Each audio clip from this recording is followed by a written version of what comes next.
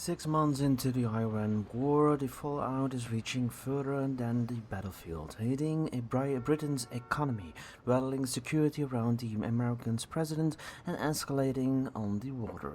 In London, Treasury modelling presented to Prime Minister Andy Burnham and Chancellor Healey shows just how exposed the UK economy still is. Under the worst-case scenario, where the Strait of Hormuz stays effectively closed for another 5 months and no lasting US-Iran peace deal arrives before the new year, growth would slowly to just 0.3% in 2027.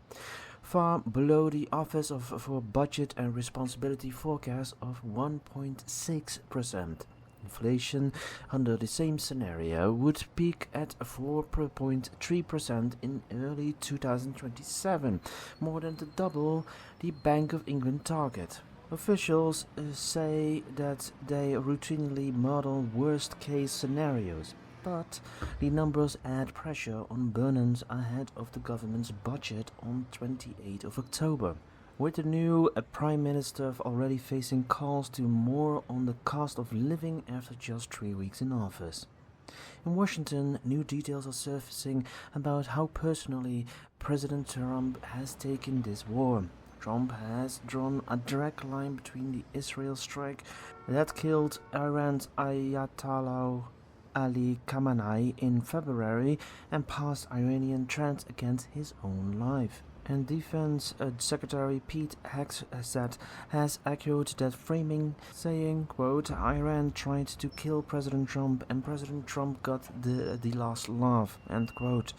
The personal dimension came into sharp focus this week with the revelation that Trump secretly swapped onto a decoy aircraft after leaving NATO summit in Turkey last month, reportedly after intelligence pointed to a credible Iranian missile threat against Air Force One. Most of media and White House staff flew home on an actual president jet, unaware Trump himself had been moved by catering truck onto a different plane. And in the Gulf, the US military is enforcing its blockade with force. A US helicopter fired 2 Hellfire missiles to disable the steering gear of a Panama-flagged cargo ship attempting to run the blockade into Iran, after the crew ignored repeated warnings. CENTCOM says it has now redirected 55 vessels, disabling 3 and boarded 2 since the blockade began. Separately, Yemen's Houthi rebels killed 6 people and injured 10 in a strike on a Saudi-linked cargo ship in the Red Sea, the first deadly attack of its kind since the war started. Follow Paperboy for your daily breakdown updates as this story develops.